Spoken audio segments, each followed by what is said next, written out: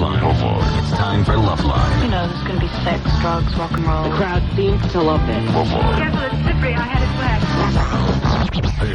Only on 92.1 KSMA. Green Valley, Tucson. Loveline is meant for an adult audience. Loveline may contain sexually oriented content. Listener discretion advised. Now, here's Loveline. 1-800-LOVE-191 with Dr. Drew and Adam Carolla. Hey, the Loveline. I'm Adam Carolla. That is Dr. Drew. Phone number, 1-800-LOVE-191. Fax number, 310-854-4455. Fax number, yeah. Yeah. John Cryer will be in here tomorrow night. Then the fabulous Kennedy from MTV, ex-MTVer, will be in here on Wednesday. She wrote herself a book. And then the Dixie Chicks. Ow! Oh, yeah, Mike. Yeah, I got to bring that video in. Oh. Yeah, I asked today. Wasn't at my office, but I'm going to get that. How long a video is it? Is it all Note. cut up carefully edited? No, I got to bring it in so Mike can pull some snippets off for us. Okay, so you don't want to miss the Dixie Chicks on Thursday. Ow! Very humiliating story. Goes along with that. Drew, you all right? Yeah. Okay. No guest tonight? Fine. No. Why are you wearing a stocking on your head, though? I had to go for a beanie. Tonight? Yeah. You know, I always wear a baseball hat. Right. But I sweated through my baseball hat earlier in the evening, so I just grabbed something. So a ski hat would be much cooler. Well, you got to wear something on your head when you got hair like mine, right? Yeah. Well, here's the deal with my hair, if anyone wants to know. You know, my hair is like really funky, and the only way it ever looks even close to good is if I put a bunch of like goo, like gel. You know, like DAP or whatever. Adam, I can do this for you. It never looks any different, no matter what. Oh, no. No, seriously. No. And please back me up. Does it ever look any different?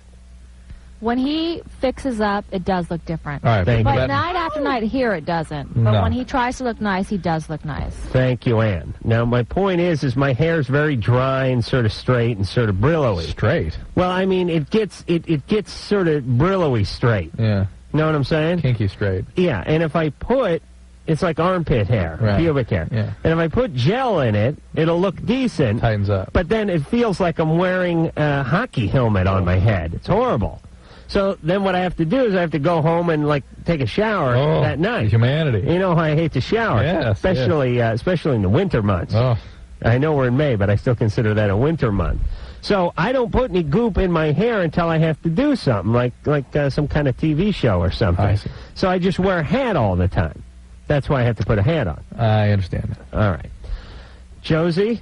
Yeah. You're 25. 25 seconds away. Oh, yeah, sorry. Yeah, that's me. What's going on there? Well, I'm trying to figure out how to deal with a creepy ex-husband. Basically, he keeps thrusting himself back in my life in these really sort of, sly, annoying ways. Like, he refused to change his mailing address for a really long time, even after he moved in with the village idiot that he was having an affair with when we were married. And I kept telling him to do it, and he didn't do it. So I kept getting his mail, and I finally just stopped passing it on. And he'd call me up, and he'd be all pissed off that I wasn't, being his wife anymore, basically. And would kind of try and rationalize everything that had happened, by characterizing me as this, like, terrible, selfish bitch. Mm-hmm. Well, to be fair to him, you do sound a little bitchy. Drew, you get that vibe? Yeah, but... Doesn't she have, like, sort of tone that reminds you of... Yes, but that's typical of guys that do this kind of thing, too. Oh, there's no doubt. It's typical of guys that do the sort of thing that I would be bitchy. No, that they would blame you for their behavior. He's an idiot. There's no doubt about that. Well, I mean, obviously I'm pissed off, so, of course I'm going to sound bitchy, but here's the thing, like, I don't know, I mean, I'm tired of... I'm just tired of the whole arrangement, and I don't know... What arrangement? Well, I mean, I don't want to have to deal with him anymore. Are you divorced? Nothing. Yeah, we're getting a divorce, but nothing seems to work. I mean, are you divorced? We filed for divorce. Okay. We're not yet divorced. All right. Do you have any children? No, we don't. Okay. But see, I don't know what to do anymore, because I don't know if I should be classy and just ignore him, which doesn't seem to work, or if I should say, just Well, I'm going to interrupt you for 1 second, Joseph. This is a topic that just occurred to me. Help me out with this notion of classy versus not classy. That is one of the most... Wait, when Josie, I want to ask Adam about this. One of the most vague, ridiculous terms. I was on that damn Lisa show the other day, and... Lisa, excuse me. And she was talking about how people judge how people look. And she stands up in front of the panel I was on and goes, "What do you think of me?" And somebody goes, "Oh, I think you just look classy." And I thought, what the hell does that mean? What does that mean? It's sort of... It's like a 40s Hollywood thing. What the hell does... I mean, should you be a... Myrna Loy would be... All right, but let's... I mean, am I wrong here? That's just an awful, ridiculous... You have to be from a trailer park to use that term. Yeah, it is kind of white trash for style. It's been replaced by style. I'm not trailer park. Not you, Josie. No, the people who are on the panel with me. All right, so listen, hold on a second. You have no children. You filed for divorce. He's moved in with someone else. Yeah. Right. Now, what is he doing? He'll call me up every so often and say, "So where's my mail?" or whatever. Just be like, and basically, make me continue to manage his life in this really. Don't take his phone calls. I hang up, and then he starts telling mutual friend of ours that I'm like this horrible. What do you care? What do you care? Who cares? He's an awful guy. What do you care? And then, now, how do you get the mail to stop? You called the post office? I already did. Yeah, I mean, I've done everything I need to do, but it's like. All right. Well, then forget it. Don't even think once about what he is saying about you. He's going to try to keep you involved in some fashion, connected in his life in some way, and you must not let it get under your skin.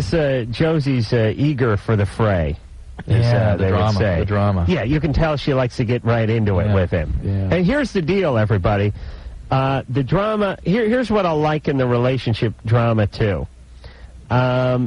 It's like when you're driving and some guy cuts you off. Yeah. Now, you have two choices. You can flip the bird and go after him and start flicking your high beams at him, in which case now you have a drama that's ready to unfold. I don't know what he does. He then makes a counter move by slamming his brakes on. Now you tear out and get around him.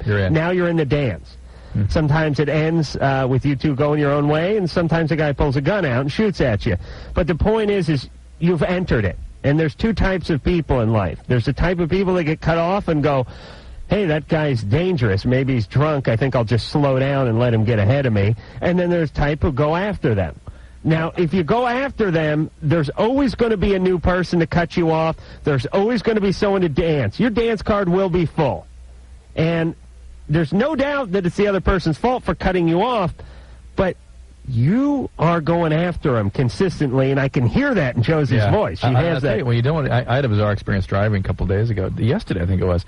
I was sort of coming to a blind intersection where I couldn't see what was on the side, and I stopped, and I was going to move forward kind of fast, and I stopped real fast because I could see something out of the corner of my eye. And this guy sort of zooms past, but he can't. He has to lean into his car and just like shake his fist and flip me off because I might have. It was bizarre. It's like I'm always because I stopped in front of him. That's my greatest peeve when I'm driving, which is sometimes you'll come to these intersections where there's like a van parked or something, and there's no way you can see if cars are coming. So you slowly creep. You just inch out there. You actually take your head and put it past the steering wheel, trying to see if there's any oncoming traffic. You're creeping. All of a sudden, here comes somebody, put the brake on, and then when they go past you, it's like, they're pissed. Alert the authorities. A madman is on the loose. It's like, what do they want you to do? Get out of your car, run out into the street, put a flare down or something? It's like you're cautiously, you cannot see, there's a truck parked there. Admittedly, I was starting up fast, but stopped immediately and didn't get anywhere near the intersection. I was still behind the white line, maybe front tires over the white line. That was it. No. And crying out loud. But when you see somebody do that, I started laughing. It was comical. No, really? You're a better man than me. It's just, wow. It is so funny to see people behave like that. Okay, so the point is Josie, you're going to get divorced, but don't keep stoking this fire. Yeah. Okay. Kate? Yeah. You're 18. Yes, hi. It's great to get through. I try to call all the time, and it's busy. Here we are. So, this is great. Thanks. I'm a big fan. Love the book. Oh, thanks. I love that, like that personal touch, that young Adam and Drew thing. Isn't that interesting? I wanted the whole book. Right now, I loved it. I wanted the whole book to be like that. We did a lot more of that stuff. In fact, so much of it, we got like profoundly depressed. We did? Remember that? How much of it's in the I was book? going through depression when I was reading it, too, that whole thing about how Drew hid his depression with overachieving. Oh, yeah. It's the same thing. I hid mine with napping and masturbation. But Yeah, I'm telling you, different routes. You need to talk about the Okay, Joe, please. Please. Oh, and before I start, funny story. Ready? It's short. Yeah. Okay. You know, like last Thursday, around 11 o'clock, I was working, and my dad, decided to be nice and give me a ride. So 11 o'clock at night, Loveline's on. I'll catch a little bit of it, So my uptight dad, my Irish Catholic dad's driving the car. I turn it on, he hears the word penis, and he freaks out, And I'm kind of, like, laughing to myself, And so he changes the channel to, like, 80s soft rock or something. I turn it back on, and he hears the term whacking off and, ejaculation and, Adam making a crack about it. But just put something else on, Katie says, So I just look at him and, Dad, deal with it. Just deal with it. Wow. And did he? No. All right. Change channel. That's all right. Adam, would you tone your language down? All right, I'm going to do that. But I thought it was very funny, and, since I'm here, I thought I might tell you. We appreciate that. Thanks, Kate. So where in Boston are you I from? tell the whole country. Where in Boston are you from? Right outside the right near the airport. Logan? A little town called Winthrop. And they're all going to frequently hear this because everyone knows everything about everyone and everyone's sex life. Everybody who I speak to who lives in a town lives near the airport.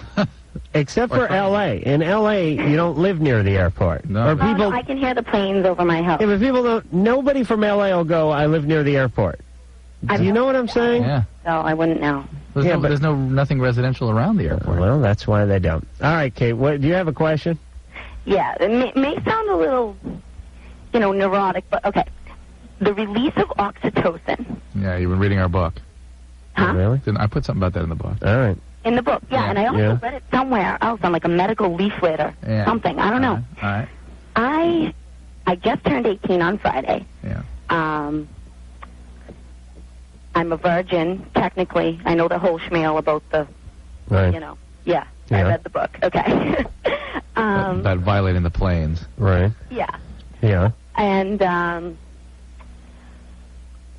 I've had boyfriends, All right. Well, what do you want? What's going on over there? And, okay, I have, if the release of oxytocin creates the bonding experience. Maybe. I mean, okay. One of the areas, one of the important chemicals. What exactly is it release? Okay, first. All right, I can't take this, Katie, Oh, anymore. come on, I like her. Listen, let me just see if I can summarize. There's this thing called oxytocin. Yeah. Men don't possess it. No, men do, but we do? they respond to it differently. All right, It's well, we a ignore pituitary it. gland puts it out. Women seem to respond to it. Yeah. Now, Drew, you've seen some data to suggest that when a woman has an orgasm, in the presence of a man or just an orgasm? It's actually more about the intercourse. Than the orgasm. Yeah. That this oxytocin is set free. Yeah. And that creates the bond. That's one of the. That's why women tend to bond more during orgasm or during sex. Yeah. Now, men have an oxytocin release too? But they don't really react to it. Well, during what? When do they do that? During intercourse.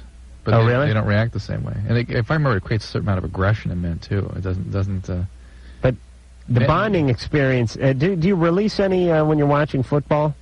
Probably there too. Yeah. Because that's where you feel a real kinship. Yeah, I think there's oxytocin release there. All right, so women do it, and the theory is that is what creates the bond. The men release it, they just ignore it. There is the reason I highlight that is because there's a lot of good data to show, particularly in other mammals, how that works, how the oxytocin creates that bond.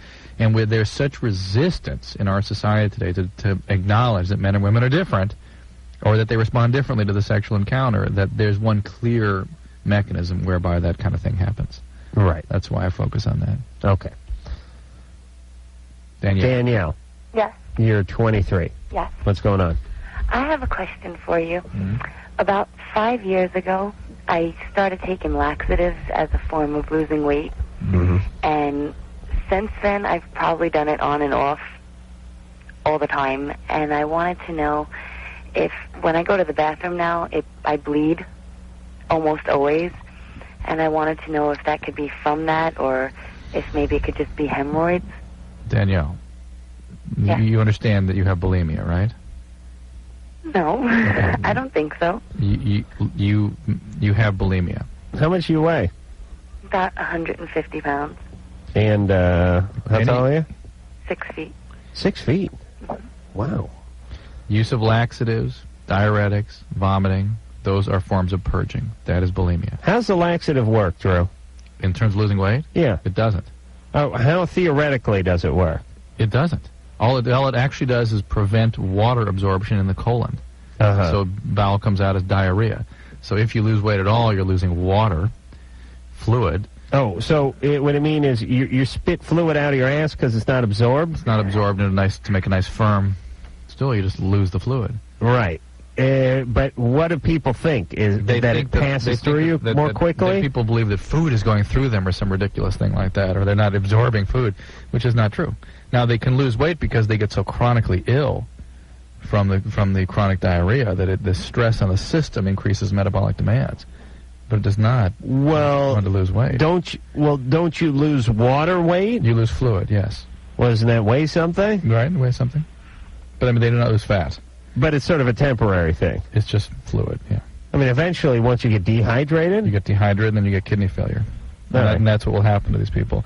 In addition to other things, heart disease, all sorts of stuff. Never taken one of those in my life. Well, you never. Talk to Andy.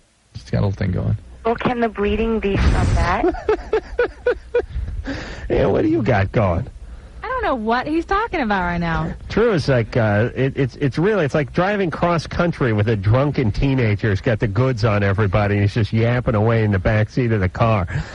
Sure, it's like if it's not my masturbation, it's Ann's obsession with the diuretics. I mean, please, Ann, what are you doing? You got anything going? No, nothing. We were just talking about bowel movements before the show. Okay, that's nice. All right. But Danielle, engineer Mike on steroids or anything? Anything else you want to give out? Can't you see? All right, Danielle, you have a potentially fatal disease. But is that what the bleeding should be from then? What do you think? I don't know. Well, is it, Drew? For multiple reasons. There can be multiple causes of bleeding, all related to the chronic laxative use. The hemorrhoids amongst them. How much? You have to see somebody immediately. How much are you taking? I was taking like 5 a day. It's the real thing. When you stop, 5 pills? Have you tried stopping? Yeah, I don't do it all the time. And when you stop, do you get a little swelling in your legs, that sort of thing? A little, I guess a little bit. I don't really notice it. We don't notice it. Hey, Danielle, you got to go to work on this. You're killing yourself. You understand, honey? I mean, you're really tampering with something that is fairly delicate, and you're really putting it through hell. And you're going to pay in a big way. You really do you throw up? No. Why not? Because I can't. I've tried it. Okay. Do you use diuretics? Water pills? Yeah, I use water pills. All right. That's all there is to bulimia. I mean, you add the binging, which I'm sure they've got some of that going on, and that's it. What's the diuretic? The same thing. They just use anything to make themselves lose weight, even though they're not losing fat. But what's the diuretic do? It pulls fluid out of your body. But that's not a diet pill, is it? No. The diuretic pulls water out of your body. These people don't use diet pills so much. What's diuretics? What is that made for? Heart failure, kidney disease. No. What is the pill made for? Heart failure, kidney disease. It is? Yeah. Oh, you mean... What are you asking? Where can you buy diuretic pills? Pharmacy. You got to get prescription. You have to get prescription. Yeah. And it's only if you have kidney disease or heart failure. And liver disease, and there's other things, certain medication side effects. Well, how do you get your hands on diuretics? I don't know. Hold on. Danielle? Yeah? How do you get hold of diuretics? Just buy them in the pharmacy. Well, how do you get a prescription? Well, I don't get prescriptions for them. I use, like, Correctol and just regular water pills. But aren't I asking you what a diuretic is? Yeah, Correctol is not a diuretic, it's a laxative. Where do you get your diuretics from? The water pills? Yeah. Over the counter. You buy them in Genevieve's. And yeah, you can get them over the counter. You can't get Lasix, you can't get Aldactone. But you can get like water pills. They won't do anything. Right. I mean, if you have your period and you feel bloated, you can take those we take water? What are water pills made out of? I don't know what it's made out of. But it helps you. Somebody have to show me or fax me or tell me what's in the bottle. But those are some sort of natural diuretic, which really They just move water through it. they probably don't even do that. Yeah, none of that natural stuff and nothing you can get without a prescription ever seems to work. It's a very simple thing. Yeah, if something worked, if something were really strong and we could use it, and somebody was having heart failure, we'd use it. Right. That's it. We'd use it there. All right, Danielle, get yourself some help.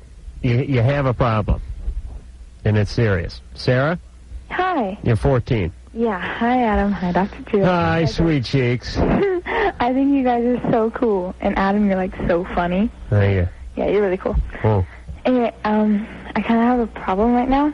yeah. Okay, about 3 weeks ago, I went on vacation with my family to Colorado, and because my uncle was getting married, and we stayed up there for about 5 days, and we were staying in a hotel, and there was this really cute guy there, and on Saturday, everyone in my family left except for me, and I was still at the hotel. Sorry, I'm really nervous. All right. It's okay. And so I was down in the swimming pool. I came back up in my bathing suit, and so he was in there cleaning my room. So I started talking to him for I talked to him for like an hour. He worked at the hotel?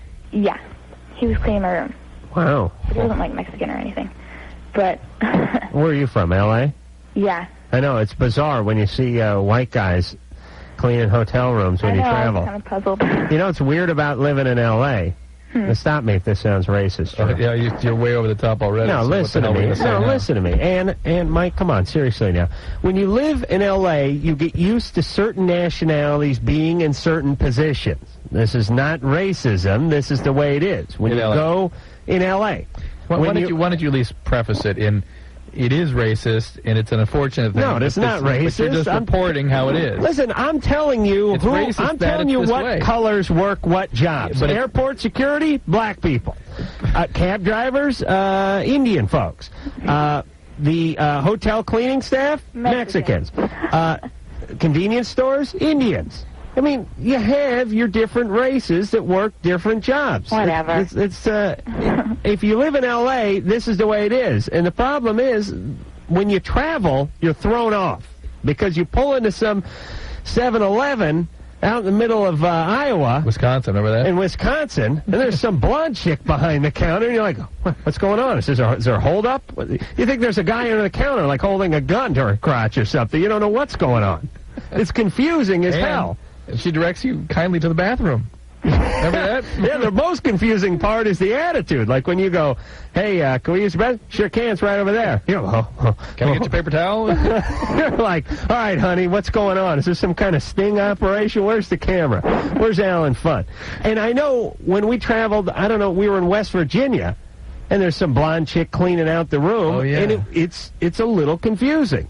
I'm just saying, you get used to certain nationalities and certain jobs, and you live with it 24/7 here in L.A., and then you go travel, and it's confusing. Now you see how Anything racist about that? Yes. Yeah, of course. Oh, please. Nothing racist about reporting it, but reporting it and not discussing its racist qualities, I think, is sort of irresponsible. What's racist about it? It's not racist to report, and that I think is where people get screwed up. Listen, certain cultures gravitate to certain vocations. Maybe the quality of our social fabric forces people into certain areas, and they sort of stick there.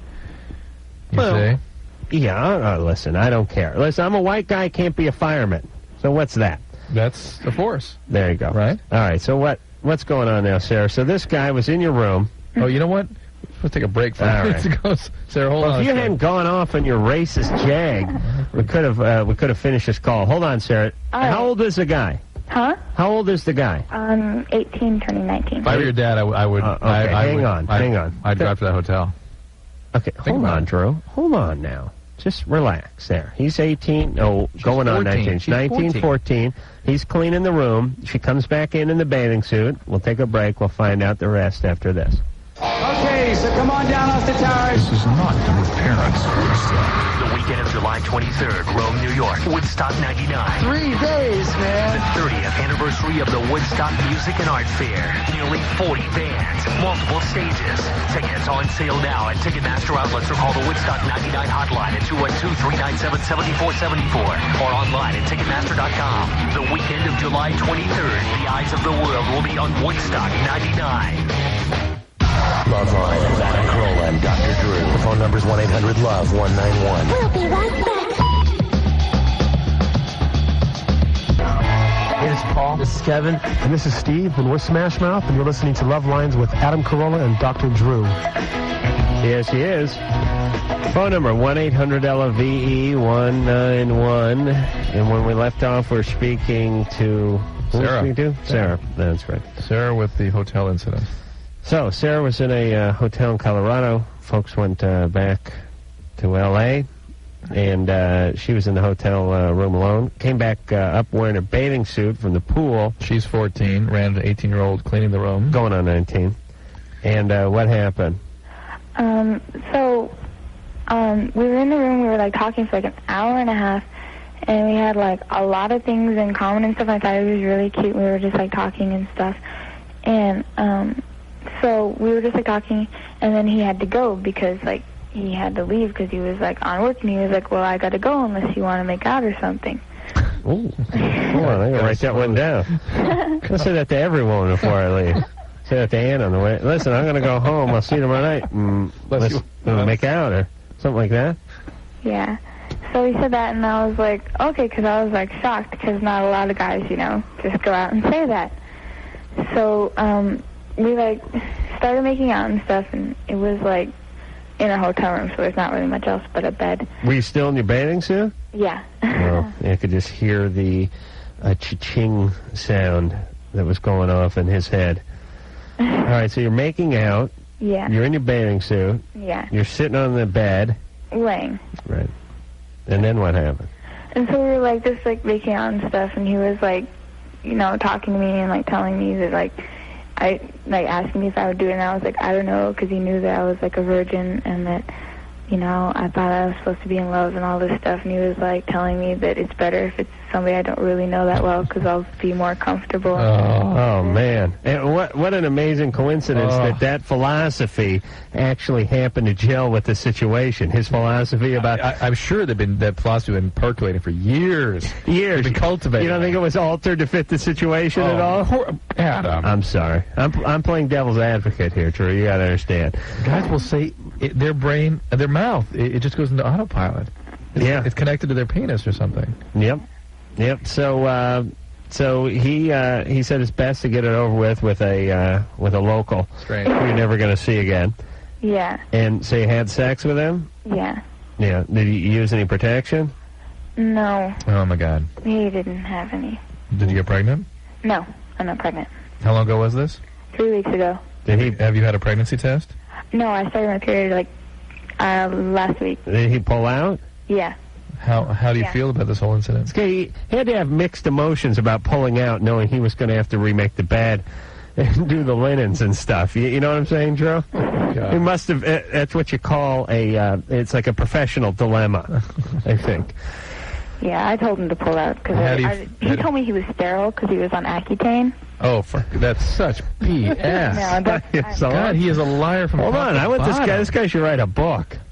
Oh, did he rob banks or something on the side? He didn't tell you he lost a sister during the Columbine massacre, did he? No, this was before that happened. Oh, okay. Yeah. And so, yeah, I'm not. What if he went to school? Oh, no. All right. So anyway, and so now, how do you feel about the whole thing? Well, I'm like really pissed off at him because he told me he'd come and see me before I left the next day. Sarah, please. Well, he maybe got in an accident or something. No. Maybe the Accutane had done something to his vision and he hit something on his moped on the way home. No, I went and looked for him in the hotel. Right. I knew he'd be on the first floor. Yeah. So I went down and he was there cleaning a room, and I talked to him and I had to get a picture of him. So I got a picture of him and I got a handshake goodbye. Not even like a hug or anything. Oh, yeah. Well, he's all class. All right, so here, Sarah. Yeah. Let me just put it this way. I hate to put it this way, but let me put it this way anyway. This guy's a little bit of a con man. A little bit. Figured. Yeah, he's a con man. He's a criminal. He's a criminal. And you're like somebody who was conned out of some money, conned out of something. In this case, it was your virtue. Yeah. But you were conned out of something. Yeah. You're probably not going to get it back. I know you're not going to get it back. Yeah. You learned a lesson. But that's not a question. Well, this guy's a criminal, and I hope you. Did he know you're 14? I told him I was 15, but I mean, it's pretty You create some consequences for this guy. He needs to be punished. Now, what'd she do? Well, what happened is because today my parents found out. How'd they find out? There was something about it in a letter I was writing to my friend, and I told my mom to mail it, and the envelope was sealed and everything, and I told her not to read it because she's really snoopy. Oh, you wanted her to read it, though. Oh, no way. Oh, you don't know my mom. I know, but why you should have sealed it, triple sealed it. What do you mean triple sealed it? You can't hand your mom an envelope and say, don't read what's in this. Yeah. Well, it was emailed to my friend. It wasn't like, away. All right, so your mom read it. Yeah, and then she found out. I picked me up from school early, saying I had to go to the doctor, which I had to go to the doctor and get tested. She took you out of school early? For her. Yeah. All right, so now what? Well, so now that my dad already, called the hotel and is, really pissed off, and they already, called the police and everything. Good. Excellent. All right. Well, I don't want to tell them what happened because I don't want him to get in trouble. You don't want him to get in trouble? No. Why would you protect that guy? Well, it's the exact same thing my mom said. He's an awful person. Well, I just feel bad. I mean, I don't want to ruin his whole life. Well, why not? Yeah, right. It won't ruin his whole life. Sarah, It'll just screw it up as much as he screwed yours up. That, and Look think at it that way. Think how this guy is perpetrating this all the time. This is not the first time he's done this, and it won't be the last unless somebody stops him. That's a good point. This is a long career of this. Oh. Puts a mint by every pillow, that son of a bitch. You must take action on this one. This is a criminal. He raped you. Well, in the eyes of the law, this was. Well, in the eyes of the law, yeah. I don't want to count every single thing as rape, though, Drew, because I really think it takes away from real rape. Yeah, I know. You know what I mean? Yeah. He asked her if she wanted to make out, and she said, yeah. He took advantage of her. Yeah. Yeah. Okay. Yeah, and he should be fired. Should go to work somewhere else. Like the Big House, right, Drew? Mm. Whatever happened to good TV shows where they'd pick your occupation and then explain you'd be doing it in the Big House? You'll be turning down beds, okay, in the Big House. Remember that? Huh. We need to return to those simpler days, Drew. Catherine? Pressing license plate. What do you do? What do you do for a living? I'm a student. You'll be studying, okay? The Big House. In the Big House. You guys are awesome. Oh, good. You excluded Adam. Hmm? What did I do? Well, I don't know. I feel like I feel like a lot of the things that you say sort of reinforce stereotypes and aren't really conducive to tolerance and things like that. Hey, you know what, Catherine? I actually got accused of that this weekend. I was giving a talk in Minneapolis. Some woman gets up and goes, I cannot stand how you use the word they, how you use pronouns. They referring to whom? And in particular, I was talking about alcoholics and addicts at that point. I said, I'll be happy to refer to them any way you can help me. She wants you to refer to them as we? And she, that's what I said, well, should I call them proper alcoholics? Do alcoholics? No, that's too general, too. I said, well, help me understand how I'm going to communicate about these things. How about luscious? No? And then it was, well, I don't like generalizing about any people. Right. Well, everybody's an individual. Adam, I know that it's comedy and that it's lighthearted, but there's been times when you've really offended me, and I feel like, and I don't think any caller has ever called and said this, but I feel like I'm a multiracial person. My father is Italian, and my mother was black and white, is still black and white, and I just feel like the show isn't really directed towards racial types of, I don't know, I just feel like it's directed towards more like your 14-year-old, 15-year-old, 16-year-old white, middle class, lower class sort of family who have these sort of stereotypical problems, and it really doesn't deal with, and I know that your show really is not supposed to do that. I just don't feel like it's all inclusive, and I feel like a lot of the things that you say exclude us. And how can we make it more inclusive? Who's us? Well, oh God, here you go. What do you say? Well, I know one time. Well, you're like 1/4 black or 1/3 black and half Italian. Yeah. Write that down, Drew. We got to work on that audience. Well, what? No, well. How do you want me to do that? This one girl called in, and I know that you told her, people that come here is because their culture sucks. Well, no, their culture's fine. It's just their country's a dump. Well, there you go. There you go. It's stuff like that, really. Well, it's true. I mean, that's why they're here. Why are you here if your country's a utopia? Well, it's not as simple as that, I suppose. Okay. And everybody can probably, give you an anecdote of why, and so. Yeah, I'll tell you why it is for 90% of the people that are here. Mm-hmm. Their country's a dump. That's why they're here. Now, their country becomes a utopia as soon as they get here, but they forget why they left or why their parents left or why their grandparents left. Some oppression, some horrible atrocities going on. America, anything else could be less than perfect, but you've got to be sensitive towards that. No, I don't. There's just way too much of that. I don't care about that crap. Okay, let me get to my real question. All right. I just had to say that, but you're All right. awesome anyway. Oh, thanks. But, not you, Drew.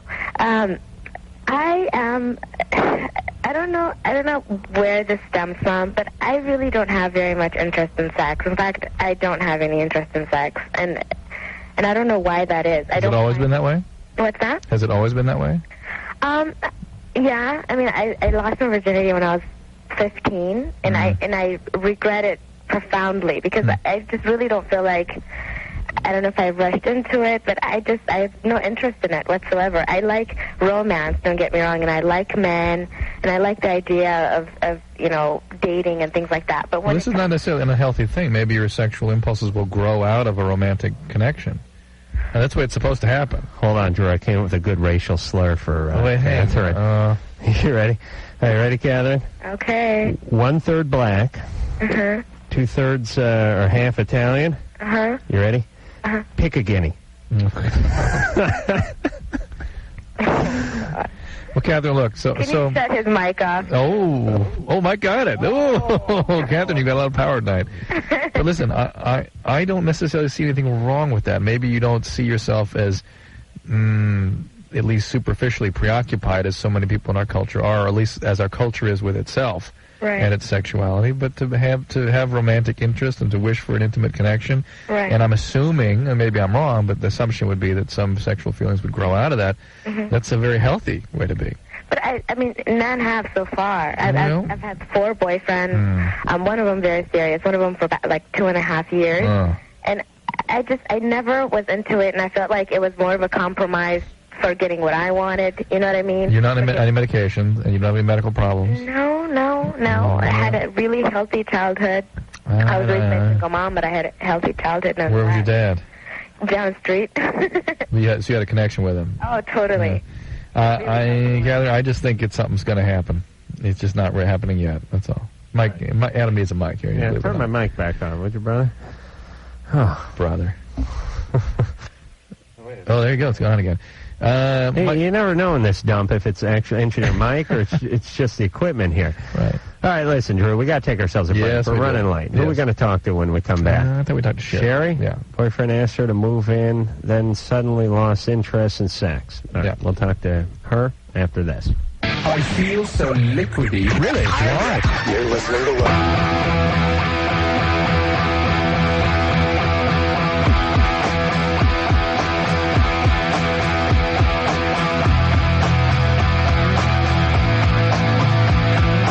What's up? This is Mark. This is Rodney. This is Craig.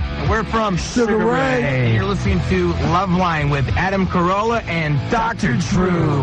That's it. Deliver the goods to the dirty. Hey there. It is Loveline. I'm Adam Carolla. Here's Dr. Drew. John Cryer will be in here tomorrow night. Until then, we'll go back to the phones. And we'll speak to Sherry. Hi. Hey, Sherry. Hi, how are you guys? We're fine. Good. What's going on? About 2 weeks or 3 weeks ago, my boyfriend and I got back from vacation, and he had asked me to move in with him. And we've been dating for about 6.5 years. And ever since he asked me to move in with him, we've had sex maybe once a week, and we normally had it 4 to 5 times a week. Over 6 years? No, all the time. We have sex all the time. Did she not say that they've been dating 6 years? Let's do a little Loveline recap. Hold on a second, Sherry. We used to have sex 4 or 5 times a week. We've been going out for 6 years, and then ever since I moved in, it's been once a week. Oh, you did it 4 or 5 times a week over 6 years? No. That's since you moved in. Since moved in.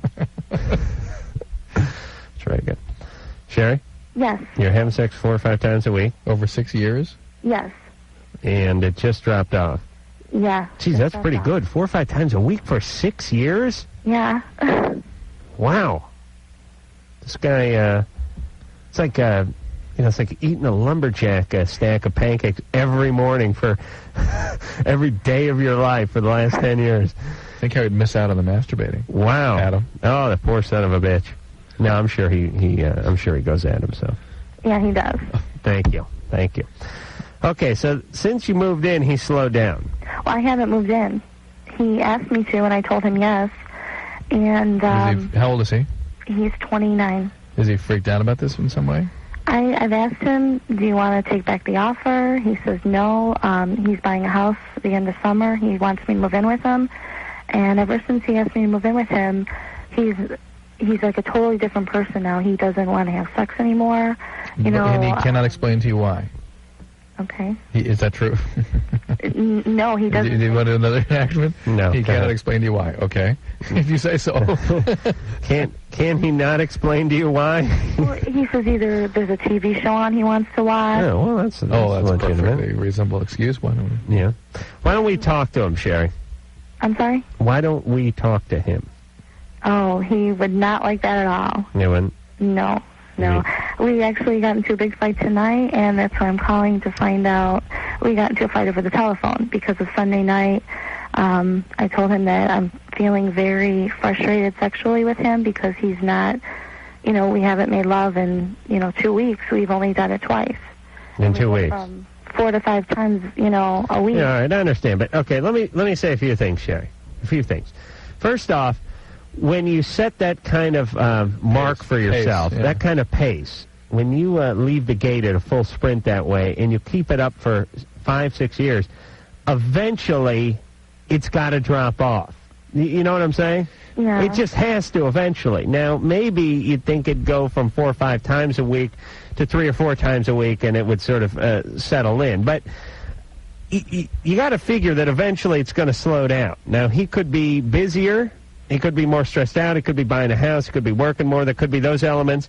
Other elements, interestingly enough, could be he could be starting to think about sort of setting up shop with you. That's right. Looking at you is less, crazy girlfriend and a little more like mom and homemaker and that kind of stuff. And he could be sliding into that role or freaking a little more. Or freaking out about that. Or feeling a little overwhelmed. Yeah. Perhaps. This is probably what's going on. Intruded upon in some way, even though he set it up. Right.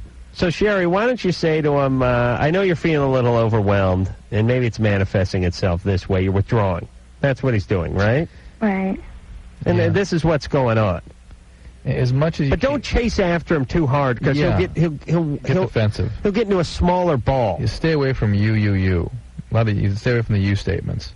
Right. And try to look more towards solutions and suggestions and that sort of thing. Right. Even though I know you're frustrated, it's hard. Right. All right, you ready to go here, Andrew? Sean. Yeah. You're 16. Yeah. Okay, this girl and I have a lot of history together, and every once in a while we hook up, and it's kind of a once-in-a-while thing. And one time in particular, she was going down on me, and I stopped her, and I was like, what is this? What's going to come from this? And, what's going on? And she just kind of looked at me and smiled and kept going, so I wasn't going to argue with her, so I just kind of let her go. And then, the next day, it was like she kind of saw in the hall, was like, hey, and she kind of, oh, hey, and just kept walking. And, I don't know if I'm using her, she's using me, and I don't know what to do. And you're the one that's feeling uncomfortable about this relationship, so... And whatever she's acting out, it is something that's uncomfortable for you. It's clear that she's just using you for some sort of something she needs. And I suspect it is God knows what happened to her to make her that way. I mean, it's not not a healthy thing. Maybe not. And the extent that you try to get involved in any meaningful way with her, she is... it's not going to work. Where were all these screwed up victim chicks when I was in high school? I just can't imagine this. I really can't. So cavalier about oral sex at 16. You know what I'm saying? Yeah, but that's the way so nonchalant about it. That's the norm right now. Is that? I swear to God, I'm gonna. A lot of guys, if they invented a time machine, They'd go back and, like, kill Hitler before his rise to power or something. Not me. I'd go to high school and get a blowjob. Forget about Hitler. Forget about Napoleon.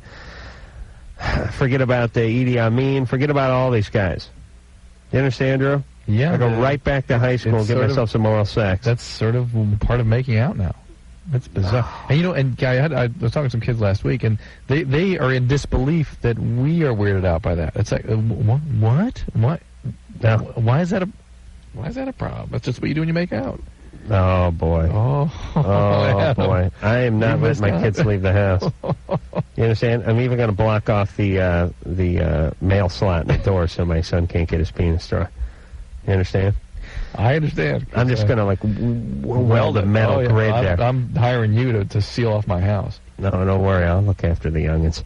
Sean? Yeah. You're 15? Yeah.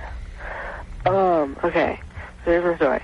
About a week ago, I was at a party, and I met up with this girl, and we made out there for like half an hour. And then, like, yesterday, I was talking to her at school, and she kind of invited me over to her house this weekend to have sex. You're how old? 15. How old is she? She's 15. All right, hold on here. We got to go to break. All right, Sean, we're going to take a break. More of this. Just what I was talking about. All right, we'll find out what Sean did or didn't do after this. This is Loveline. Loveline will be right back. For the fabulous Loveline in just 10 seconds. This is Loveline on Radio Station.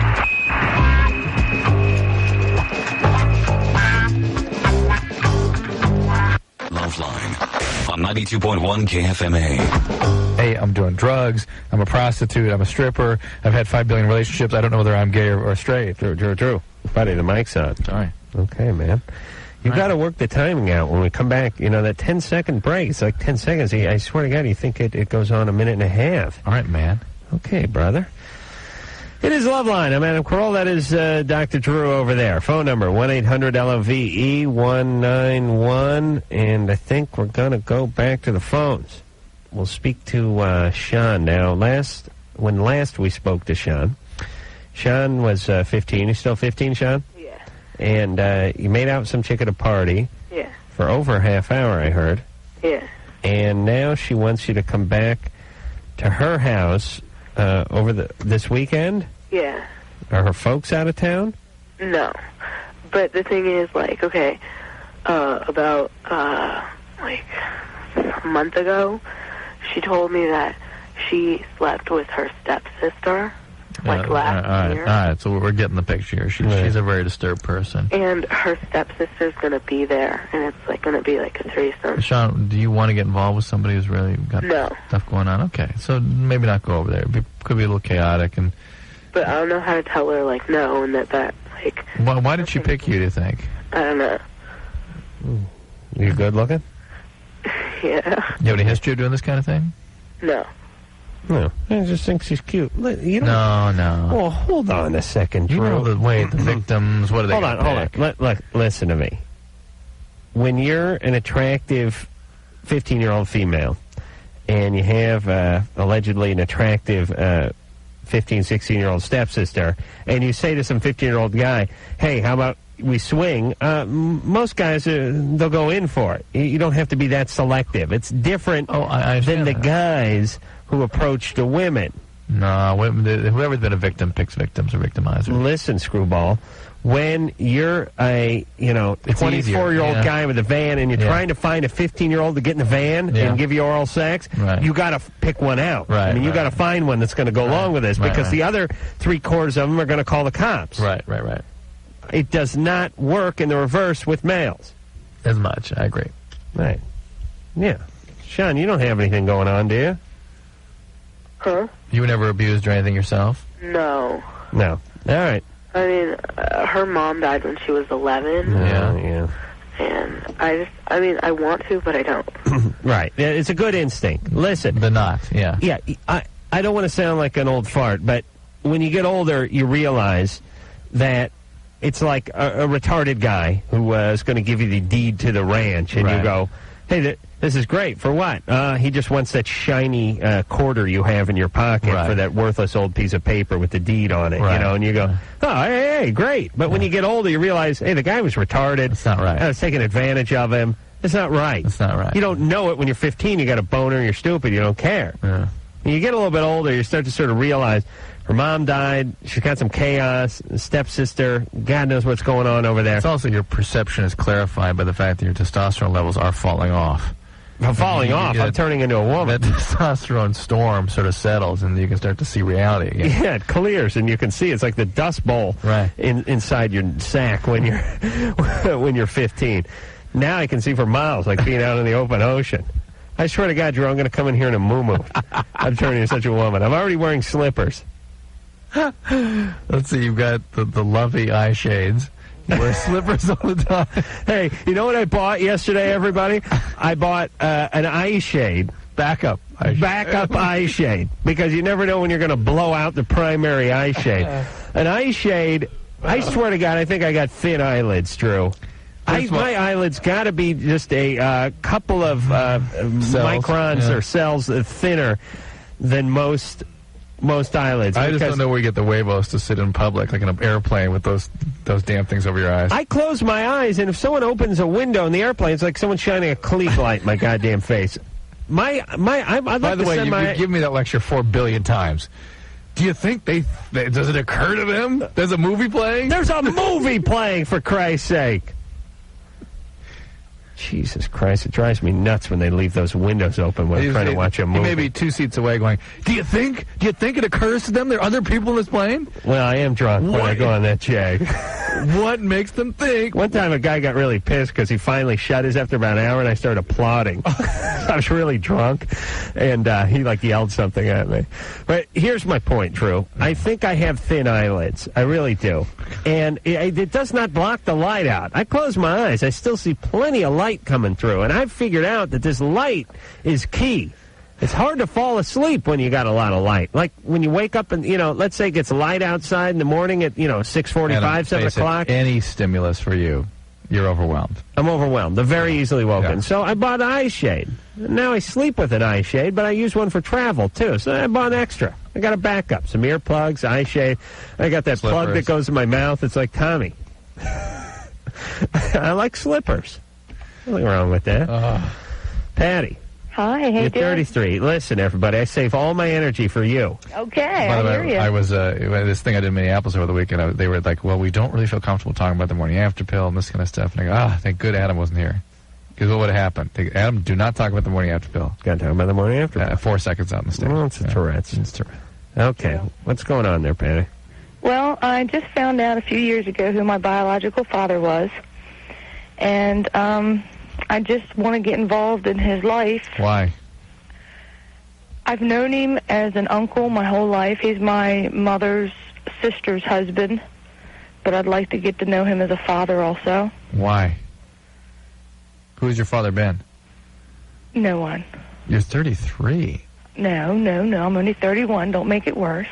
Wow. So that's 33 up there. What? Maybe she's been on hold for a while. I mean, it's not time to be looking for a father. No, I'd like to get to know him. Was he always on the scene? No. Where was he? He was in the service. Oh. So he and his family traveled quite a bit. How did this happen? That was he just dating your mom first, and then he found his... No, my mom was a bit of a wild one back then, and she took her sister's fiance. No, they were married and had 4 children. Oh. Yeah, my mom wanted someone to love that no one could take away from her. So here I am. And by the way, the single worst reason to have a child. Is this woman still married to this guy? Yes. There. This just came out 2 years ago. And everybody knows about it now? Oh, yeah. Well, they probably knew about it for a while, right? No. He didn't. No, he wasn't for sure until my mom passed away. I had promised my mom I wouldn't say anything about this until after she had died, and at her funeral, his children brought it up. They knew, his children knew about it? Well, they asked me who my father was because they suspected, but nobody had ever confirmed it. That is... And it seemed like, at the beginning, everybody's really cool with it. Come up here and visit us. We'll come down and visit you. Yeah. And all of a sudden, it's just as big cold wall, and What do you mean, big cold wall? it's like he doesn't call me anymore. I don't call him anymore because I know when I call him, they just give him a bunch of When you call him? Yes. Right. So he desperately wants to talk to you, but they're lying. Right, but he doesn't call me, I guess, because if he goes to pick up the phone to call me, he just hears a bunch of stuff about it. No, Patty. No. That's not the way it No, works. you don't think so? No. Listen. I mean, he sent me a Christmas card and sent, gifts for me and my family. That's fine. That's about where he wants the relationship to be. Does he work? No, he's retired. Okay. Does he go to the liquor store ever? I mean, is he No, ever... he doesn't drink. I know, but is he ever a place where he can make a phone call? I don't know. They live in a different state. Of course he could go to make a phone call. Well, yeah, I guess he could. And by the way, if you wanted to call your daughter, ex-military man, and somebody, I don't know who, started giving you crap, you just have to shut up. You're making a phone call. Right. You know what I mean? True. Well, she is a bit overbearing. Right. Patty. But Patty, sweet Patty, you're 31 years old, for Christ's sake. This guy's not a great guy. He just isn't. And I know you've wanted a figure in your life, your whole life, and I know you've have some fantasies built up and this and that, but this isn't it. This isn't it. So just let him and his family be? Oh, yeah. Well, you don't have a choice because that's the way he wants it. Now, here's the situation, Patty. You drew a short straw. I mean, no one has this choice. You get brought into a world. Some people get brought into a world where everyone loves them and there's money and they go on vacations to Hawaii. And then some people are brought up in a world where they have 35 brothers and sisters and their mom's hooked on crack. You fell somewhere in between. Okay. Okay? So now that you're past that, in the last 30 seconds as I've described it to you, you got to move forward. You have to have your own life, your own family. You know what I'm saying? Hopefully without... Not too many. Not too much fantasy involved in that. I mean, you find a male or somebody that you can connect with without all Hey, want to do some quick gambling here? Yeah. Oh, where's my wallet? This fantasy built around it. You have kids, don't you? I have a son, yes. Yeah, and I'm going to make a wild and bold prediction. Dad left. Dad not around. What do you mean Dad's not around? My husband? Right. Oh, no, we're together. You are? Me and my husband, yes. The father of this child? Oh, yes. We've been married almost 5 years. I don't believe it. My son will be 4. Son's 16. No. Your son will be 4. You've been married almost 5 years. And Donnie, or my husband and I have been together 6. We've known each other 6. And everything's going good with him? Oh, yeah. He doesn't drink? Oh, no. He's a good father and a good husband? Excellent. Really? Then, Patty, then that's it. You count your blessings. Do not screw with your life. You're in a good situation. I just needed somebody to tell me that because I just get myself so worked up. Yeah, do not destabilize this. Take all that energy and focus it on your family. You got 2 great men. Yeah. You got a 5-year-old and you got a 35-year-old. You're way above. You're defying all odds. I wish I was this Patty. Yeah. Wow. Yeah, that's great. Hey. All right. We're not going to look into it any more than that. Ben. Hey, how you doing? You're 24. Yeah, I'd first like just to say that what you guys do is great. I wish when I was, younger, I didn't have to jerk off to Dr. Ruth and had you guys listen to instead. Thank you. What a supreme compliment. I wish I could have jerked off to myself when I was younger, too. Yeah. I wouldn't be jerking off, you know. Oh, I see. What my situation is that I didn't graduate all that long ago from college, and for about 8 years I've been drinking pretty heavily on the weekends and smoking dope pretty regularly. And I'm just worried that I'm about to, and cigarettes for about 10 years, and I'm just worried I'm about to quit everything cold turkey. I've kind of had this feeling coming for a while, and I'm going to start working out a lot more and just taking care of myself. And I work and everything, and I'm worried that it's going to affect me. I'm going to have a lot of mood swings, so I was wondering if there's any way to control that. I also have a problem. I have low amounts of dopamine, I think, at times, and I've taken medication for it. I have some. For what? For what? Low amounts of dopamine. For sort of ADD, I guess is what they call it, you know. Well, ADD and somebody uses drugs equals addiction. So forget about the low dopamine. All addicts have that. Right. Okay. Yeah, so I had it before. I had it when I was a kid too. I think I had problems. Again, I was a gifted kid when I was younger. Then all of a sudden, I was just screwing off all the time. Here's the deal: ADD in a child with an alcoholic parent is an alcoholic. It's a marker for alcoholism, in my opinion. You need to be carefully managed as you come off these drugs. You can have seizures, alcohol withdrawal, if indeed you're drinking enough to be dependent on the alcohol. Can be drinking on weekends. That could be a potentially fatal process. I think it's mostly going to be the marijuana withdrawal. And that's where the mood swings are such a focus for you, because that is the primary issue in marijuana withdrawal, is profound depressive symptomatology. And it actually can get dangerous. There's an extraordinary incidence of suicidal depressions in the first 6 months of marijuana abstinence. So make sure you're being followed through this and recognize it ain't going to stop. It is not going to stop unless you do something about this. Yeah. And you may have a temporary reprieve from your use, but your disease will progress. Julie. Yeah. You're, what's she, 20? Yes. What's going on there? Oh, gosh. I had this horrible thing happen tonight. I've been married almost a year, May 15th. And I think my husband is, like, bipolar. And we have, like, this fabulous relationship for, like, 2 days, and then all of a sudden it's, like, a disaster. Like, tonight we were at my mom's house having dinner, and I got in the freezer to get something out, and I pulled it out of the freezer, and I turned around, and he was standing right behind me, and he started yelling at me because I didn't pull the box. It was empty, and I didn't pull it out of the freezer. So I turned around, and I gave him, like, a little nudge. I did not punch him. I'm not a violent person. I just gave him a slug and said, "You don't have to yell at me." And he just freaked out. And I just said, "Get out of my mom's house. I'm not coming home tonight. I can't deal with you anymore." Well, Julie, you did kind of pull the empty box out of the freezer. I mean, I'm not saying that it's all your fault, but you kind of had it coming with the empty box in the freezer thing, I know. right? I should have taken it out, but what do you do? Yeah, because it's fine with one box, but before you know it, you got a freezer full of boxes. I know. And then it's like, hey, where the popsicles go? It's a problem. You know what I'm saying? Well, and it's a big thing, too. I mean, like, we never have sex. We never, and I think that comes from me. I don't know why. All right, listen, hold on a second, Julie. Okay. How old is this guy? He's 20. He's 20. And you've been married for a year? Yeah. You have any kids? No. Okay, good. Don't have any kids. I don't want to. This thing may not make it the weekend. Now, here's the situation. You're not having sex with him because you're angry at him.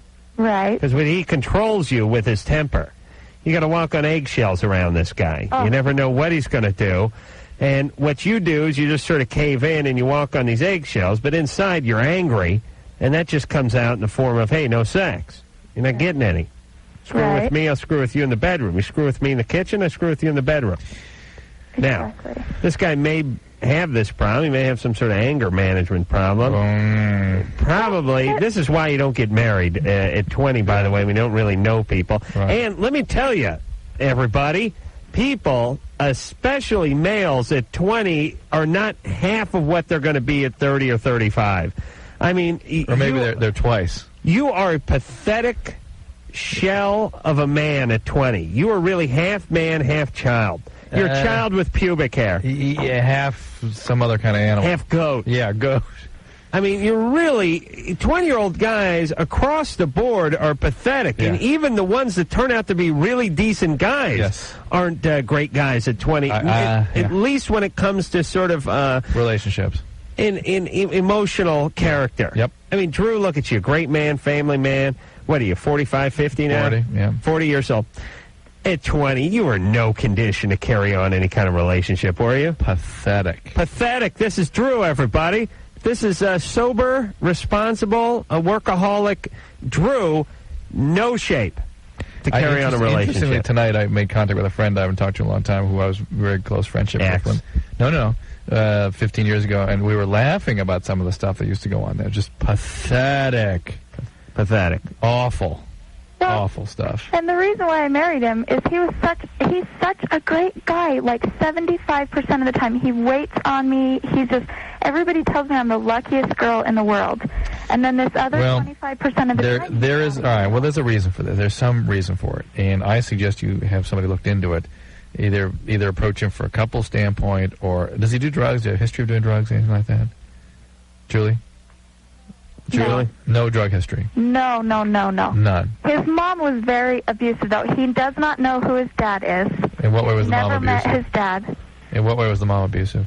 Well, she used to throw things at him. She broke his nose. She threw him out of the house one time, and he had to go to school. So this is where violence comes from, Julia. This is you talk to any of these kids that go shoot up a school.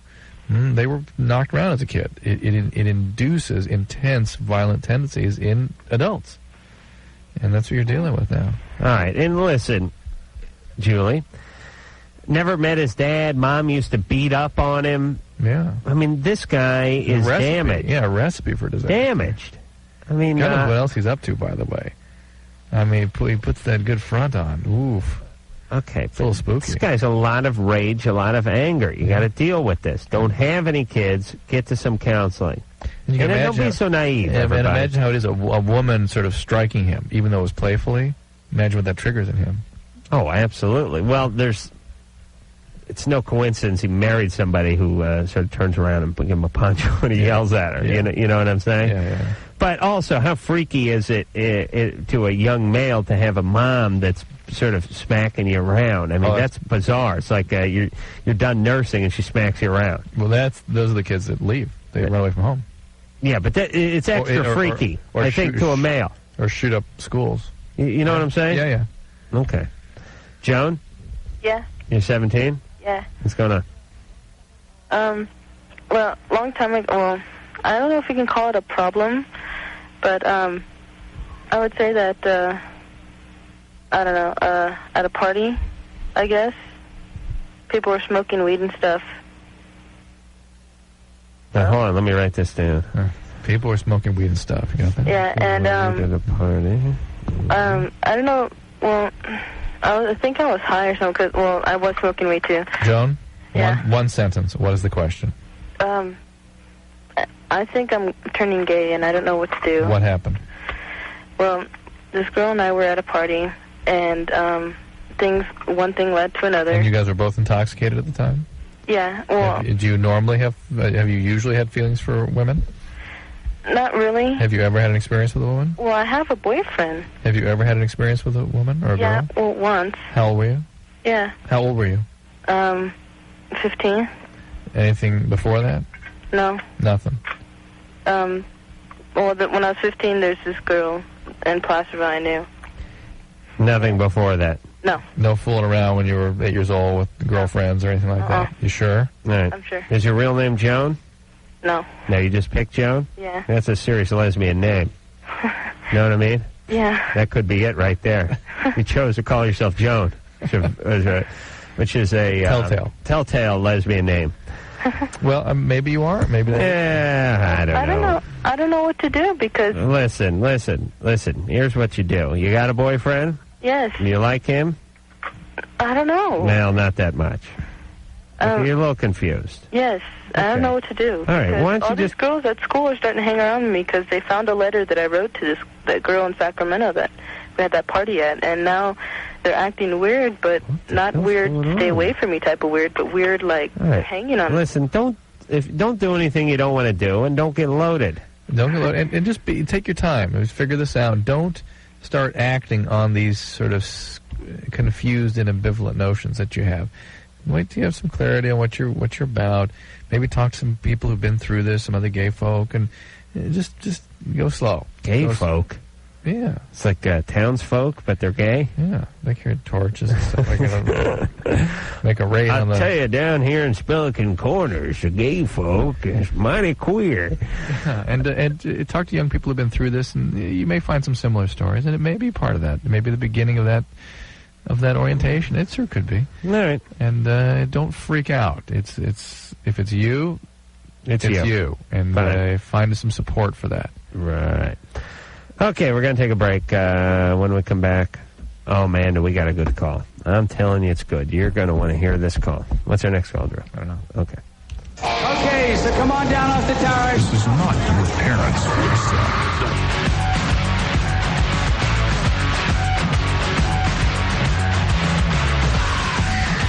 Hey, the Loveline. Who's that, Marilyn Manson? That's not their other song, though, is it? The new song?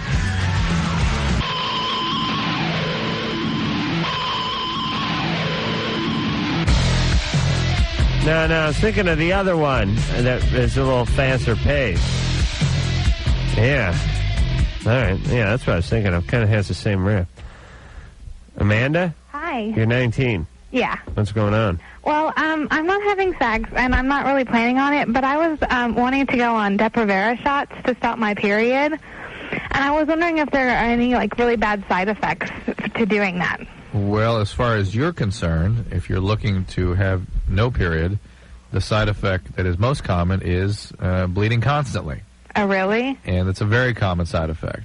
And I suspect you wouldn't be too happy if that happened. Okay, so, I mean, but if I were to start taking it and my period stops, I mean, is that going to hurt me later on in life? No. No. Why do you think your period's going to stop? It's one of the it's another side effect. Oh, it could go either way? Yeah. Well, a lot of my friends are taking shots because they're sexually active. Yeah. And they all have had their period stop. Yeah, it's a pretty common side effect. Oh, why? But actually more common is excessive bleeding. More common? At least in the first couple of shots. Oh, gosh. Yeah. Okay. Thanks. All right. Oh, baby. All right, good luck to you. Thanks. My God. Why does she want to stop her periods, by the way? I don't know. Wait a minute. Amanda? No, she hung up. She said they were, like, impulse. excessive or something. There are other ways to do that. There is? Well, you go on a regular pill. Oh, really? Valentina? Yeah. You're 14? Yeah. What's going on? Well, like, I guess, like, a couple weeks ago, he, like, flips out on me. Got a little bit of a temper problem. Has he ever struck you? Yeah. Okay. Yeah. So, and of course she picks... And you're going to find a guy who's got a little temper problem. But the only reason why he did that was, I guess, he told me that he was just mad at my parents because they haven't helped me yet. I mean... Your boyfriend was mad at your parents? Yeah, because my brother, he's been he was molesting me ever since I was 5, and it stopped kind of when I was around 12. Why was he molesting? Where's your brother now? They just kicked him out like a couple days ago because I left the house. Oh, how old is your brother? He's 18 now. Okay, well, I'm sure he'll do fine out. He's not going to molest anyone else, is he, Drew?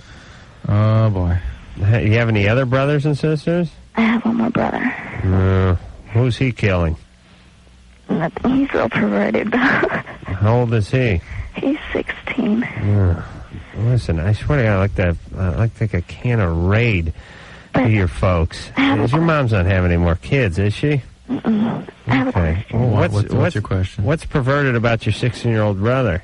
Oh, he always has his hand in his pants, and he's like always watching pornos. And, all right, what's your question? That way that my brother molested me. I mean, he really did some sick things to me, and it happened like every night, and it started when I was 5. And I started kind of knowing that it was bad when I started getting older. But it's like when I knew that it was bad, I just kind of wanted to keep on doing it, And like when he stopped doing it, it's like I started like having, getting sexual with like other people, other guys. Right. And like with my boyfriend, I told him about it like the first couple weeks that I was with him, and the first night I met him, we had sex, and because like I wanted to, and like the way that my brother molested me and stuff. I mean, yeah. He did some really sick things. Right. He made me do some really sick things. Hey, listen, Valentina. All right, listen to me carefully, please. You've been through a lot in a pretty short life so far. I mean, you're just 14, and I know it's like you're a 50-year-old woman in a way because you've seen so much, you've done so much, you've had things done to you. You've got a dad that's a certain way, you got a brother that's a certain way, but you're still just a 14-year-old. I mean, you're just a baby, and it's too bad you had to be corrupted this way, and it's too bad you had to have your childhood stolen this way. But here's the thing. You can still do whatever you want. You don't have to go on autopilot. You don't have to ruin your life. You don't have to have a bunch of kids and screw around with a bunch of guys and have somebody beat you or hurt you or humiliate you. You don't have to do any of it. Now, you're probably going to do it. I got to be honest with you, but you don't have to do it. And I'd really like you to try real hard not to do it. And I'd like you to try real hard not to keep this sort of cycle going where you get hooked up with some abusive guy and then you have a couple of kids and then he leaves you and then you get another abusive guy and then he molests the kids and then your kids grow up and they get to molest kids and have abusive guys. It's just a horrible, horrible cycle. All right? Yeah, You need to get a little help. You need some counseling. You need to talk to someone about this. Get away from this guy you're with now. You can't just keep acting out. Yeah. But I don't know. We've been together for a year. I know. But listen, you cannot get pregnant. Do you hear me? Yeah. You know about I'm worried about me at this point. Do you know about the morning after pill? Mm-hmm. Do you know what the morning after pill is? Mm-mm. If you have an intercourse where the guy comes inside you, Mm-hmm. there's a pill you can take within 3 days. Well, he always does, and it's like I never get pregnant. You will. Oh. Just get on the pill. Look, let's just all do it Jonestown here. I'm going to make up some punch. I'm going to put some rat poison in. Well, I'll just kill ourselves. Valentina, listen to me. And all the Valentinas within the sound of this microphone and all the screwed up guys that are victimizing them. You are undoing this country. One screwed up kid at a time. You are going to get pregnant at 15. This kid's not going to stand a chance. I know it's horrible what was done to you, but do not keep that going. Do not perpetuate that. Get on the pill, or at least understand that there's a morning after pill, a pill you can take. You will get pregnant. Absolutely. Unless you do something to prevent that from happening. Get on the pill. Yeah. The morning after pill is not meant to prevent pregnancy. It's meant there as a backup if the mistake happens. Let me just get on my Hitler-like podium for 1 second here. All you screwballs out there listening who take issue with what I have to say. First off, anyone who takes issue with what I have to say, I hope Valentina's son kills your son. What do you think about that? Now, listen to me. The people we have to worry about in this society are Valentina's kids. You understand me? Oh, I got a little echo there? Are you doing that, Mike? Wow, this is such a powerful message. It's reverberating. You understand? It's not Drew's kids. It's not Ann's kids. It isn't. Ann, you got kids? No. It's not Drew's kids. It's not Sherry. Sherry, you got kids? No. Mike? Oh, for Christ's sake. Mike's kids would be something to be concerned with. We'd really have to be concerned with Mike's kids. Thank God he got himself sniffed. The point is it's not Drew's kids. It's Valentina's kids. And the reason it's Valentina's kids is because she's going to get pregnant at 15, and this kid is going to grow up in this dumpster she calls a home. Well, with a perverted, abusive brother, with an angry father, with a God knows what kind of mother attracted to this. We cannot have that. That's what's undoing this country. Do you understand me, everybody? That's the violence. It's the crime. It's the unemployment. It's everything. Everything that's bad. And could Valentina's child grow up and be president? Sure. Probably not going to happen. Could Valentina's child grow up and graduate college and go on to educate others and blah, blah? It's possible, but you know what? I'm playing the odds. And I'm going with no. And this is what we have to stop, everybody. Just a quick sidebar about Valentina. Did you notice how flat she was in describing all this stuff? Kids that go through these sort of stressors, it's like their stress system gets so overloaded that it kind of shuts off. And in order to get them stimulated, in order to sort of have them even experience something, they have to experience these very intense sort of episodes. Well, of course. It's like pushing a button so many times that the button just breaks. That's it. It just doesn't work. If your brother was coming into your room on a nightly basis from age 6 and doing God knows what kind of atrocities to you, you have two choices. You either shut down or you go insane. I mean, it is a coping mechanism, right? You have to shut down. There is some of that, but actually we're learning that these actually stress mechanisms in the brain just sort of get overwhelmed and that they go away. I mean, you can show it on PET scans. So there's a good article in Newsweek this week about it. Right. That this stuff just shuts down. That's it. In order to activate other areas of the brain, now you have to overcome the shutdown. Right. So to experience pleasure and to experience whatever, before it, you got to get through all this. She's got a nice 18-year-old guy who ain't even pulling out. And he's going to kill her dad. Oh, baby. Valentina, listen to us. Prevents morning after pill. Okay. And why, don't you want to yell at the pussy politicians for a second? Just make the morning after pill available throughout the country, something like that. I swear to God, there must be something in it for the politicians. Maybe this is their constituency. Maybe they have to keep this going. Maybe, maybe without this, with crime and unemployment, dwindling away. There won't be any good campaign issues to discuss. I don't know. It almost feels like it. But listen, everybody, I'm telling you, when I'm in charge, I am putting stuff right in the municipal drinking water supply. Absolutely. As God is my witness, I'll take a 70-ton ball of low overall and I'll dump it right in the aqueduct. Everyone's going to be everyone will be rendered sterile. Fine. You know my theory, Drew. I don't want people to drink a lot of tap water having kids anyway. I want people that can afford the bottled water. You understand? Okay, we'll take a little break. We'll be back. Loveline with Dr. Drew and Adam Carolla. We'll be right back.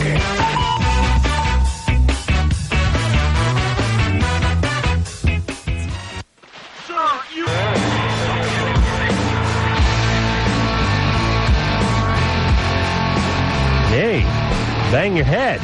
Who's this? Oh, Silverchair. What are those guys, like 15 now? 10. No. What is someone 18 or 19 in that band now? Yeah, I think they're like 20 now. Wow. I haven't heard much from them in a while. Is this their new thing? Is that a new CD out? All right. Where are they from? Are they from, Australia? I believe. All right. I think. Drew? Yeah. Ready to rock and roll here? Let's go. Ann knows the music. Tell you that. JR. Hey, what's going on? You're 22. What's that? Yeah. What's happening? Not much. How you guys doing? Good. I love you guys. Been loving you. Right on. I've been going out with my girlfriend for over a year now, and just today she called me up, and she was kind of depressed because she weighed herself. And she told me that she was either going to do one of two things. Either one, starve herself, or two, start throwing up. It's the same thing, basically. Yeah. And I know that she's done the throwing up in the past, and I've told her that, you know... Is she stressed out about something else in her life right now? Yeah, she's got a ton of stress in her life. What's going on?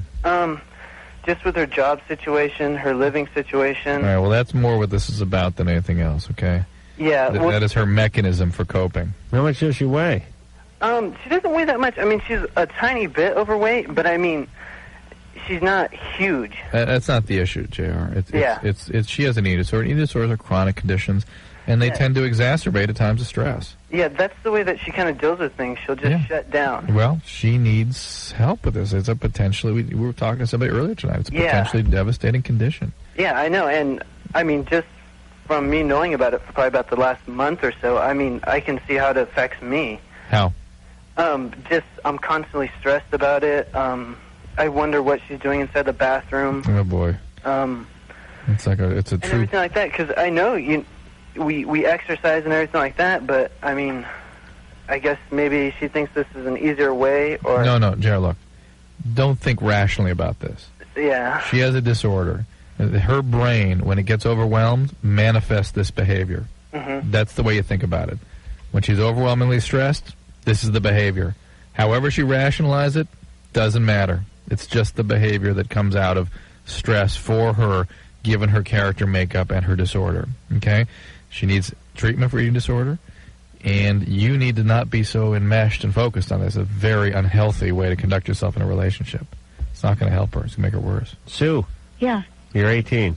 Yeah. What's going on? Well, you had a caller earlier about the Depo-Provera, and I had just recently come off of that, and my period has been hurting me a lot more than it had ever been, and my attitude seems to be a lot worse. My boyfriend notices that. I get a lot angry at him, and I was just wondering if the Depo-Provera could actually cause that. Well, there's no doubt that hormones can significantly affect women's mood or state of irritability. Coming off the Depo-Provera is not so typical, but it's possible. Mm-hmm. Possible. How long have you been off it? Oh, about, I guess, 3 or 4 months now. And you're still having symptoms, you think? Yeah, well, my period wasn't regular for a while after I got off of it. Are you maybe just a little wacky? Huh? No. Could be. No. What do you do? You're 18? Yeah. What do you do? Oh, well, I work at a store in the mall. Yeah, what kind of store? Oh, my God, Adam. Candle store? It's a baby store. Baby store? Yeah. Baby. Strollers and stuff like that. Oh, Adam, you've never been in one of these. Hell no. When I have triplets, Sue, if you want to know pain. And the first time I walked in one of these baby stores, I thought I'd stepped into some sort of parallel universe. There's so much equipment, and it is so awfully expensive. Really? And there's so much stuff, and people are walking around, take one of these. And I had to have 3 of everything. It was awful. You know what I can't figure out? What part of life I can't figure out? It seems to me that every couple at some point goes out, buys a bouncy seat, a stroller, so on and so forth. Then within 16 months, the kid has outgrown the thing, and then it goes, I don't know where. There should be a huge market for used baby junk. We sold our triplet stroller. You did? Yeah. For triplet stuff, you can't survive any other way. Drew, you had a triplet stroller? Oh, yeah. And what did you do? Just park it out in front of the for sale sign on it? It filled that whole living room area, and we used it for everything. We had to get them to sleep in, for feeding. That was an essential piece of equipment. How much you sell that thing for? Like $250, something like that. It was expensive. Really? Yeah, it was like $400. You should be able to lease stuff. Yeah, that's a good idea. It's good business. All right, write that down. All right. So anyway, Sue. Yeah. Yeah, you work in this place. Yeah. Now, what's the weirdest thing you sell over there? I guess nipple. You put it on a nipple so the baby can eat off extra nipple so they won't suck on your own. Oh, you mean like a nipple toupee? Yeah, something like that. Nipple coaster? Nipple guard. Yeah, something. And it's for like women who have sensitive nipples? Something. Hey, how much are those? I could use a pair of those. Oh my God! Hey, would you get weird if I bought a pair of those? I think that'd be good for a guy to buy them. Does anyone ever buy 3 of them? Or are they just in pairs? I think it's just in pairs. Okay, that's good enough. What were we talking to Sue about? I bet the place has the word "town" in it or "shop." Let me ask you, Sue. What's the name of the place? Baby's room. Oh, they always got to come up with something cute. All right, it's never like the. Thanks, Mike. So much stuff. She's all right. Right? Where do you get into that whole phase? Whoa, No, I'm gonna take one of your kids. I'm gonna have such a time with that. I hope we're still working together. That's gonna be a great joy to me. I don't know what to do. Andrew? Yes, hi. You're 19. Yes. Well, first of all, I'd, of course, like to say that I listen to your show all the time, but unfortunately these days I don't get to listen to it as often as I like. But here's what's going on. About a little over a year ago, I started seeing a girl that I've known for a long time. And, well, in fact, that we went out. We were about freshmen in high school. Found out that she was cheating on me, but, it was high school BS, that basically, she was holding someone else's hand. So a few years went by. We didn't really talk to each other. We lived all the way across town, so we didn't get to talk to each other anymore. So anyway, about a year ago, we got back together, and we had fallen very much so in love, and we got very close. And, well, as we got closer, we started messing around, and of course, this led to the question of whether or not, we're going to have sex. And we were both virgins, and basically, I had saved myself up for her, and she had saved herself up for me at this point, What do you mean you saved yourself up for her? You didn't talk to her for a year. Well, I mean, no, I hadn't saved myself up for the entire time that I, hadn't had any possibility. Well, I'm sorry? Hold on, let me decode guys saving themselves for a girl. Well, I like to got laid, but no one would have them. No. That's a guy's version of saving themselves is can't get a date. Right. Okay. So where the hell was I talking to? Several months. Okay. We have 30 seconds, Andrew. 30 seconds. Ask the question. I'm sorry? We have 30 seconds. Ask your question. Okay. Well, basically, we recently broke up. She started sleeping with some other guy. Her excuse for not sleeping with me the whole time that we were together was that she was not ready and that I was pressuring her and all that good stuff. And now she's sleeping with some other guy, and it never happened between us. No, she was wrong. She was ready. Yeah, that's what I'm saying. Just not with you. What's that? Just not with you. Andrew, yeah. Listen to me closely. Yeah. I can hear it in your voice. Yeah. You're a smart guy, intelligent guy. You intellectualize a lot of things. You think things out. You're not a passionate guy. You're not a rebel. You're a thinker. And that will pay dividends later in life. But not now. Not right now. Now, you date a chick for a year, and she ends up banging some guys out of work. Yeah. Who doesn't even have a car. Meanwhile, you're going places. You're thinking. It doesn't make sense. Yeah. Don't think. Understand the situation. Accept it. Accept it. Reality on reality's terms. You know what amazes me? What it is. You know what amazes me about guys with that super genius brain? Morons when it comes to women. Absolute dunces when it comes to... Because they don't make sense. Right, they're not logical. Yeah. It's like Mr. Spock from Star Trek trying to compute this. It doesn't equate. It's not logical. That's what happens. All right, we'll be back. Loveline will be right back.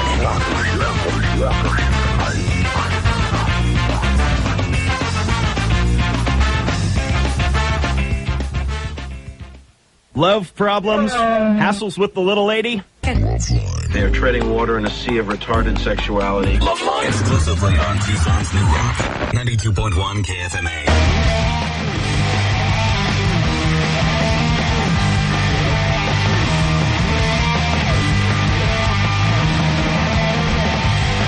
Yellow. All right. All right, John Cryer is going to be in here tomorrow night, who is one of the nicest, sweetest men in the world. Indeed. And we haven't seen him in a year? All right. Yeah. So, until next time, this is Adam Carolla for Dr. Drew saying mahalo. Mommy! This has been Loveline. The views expressed on Loveline are not necessarily those of the staff, the management, or the sponsors of this radio station. And are probably not the views of Westwood One Entertainment. Loveline is produced by Ann Wilkins Ingle. Now,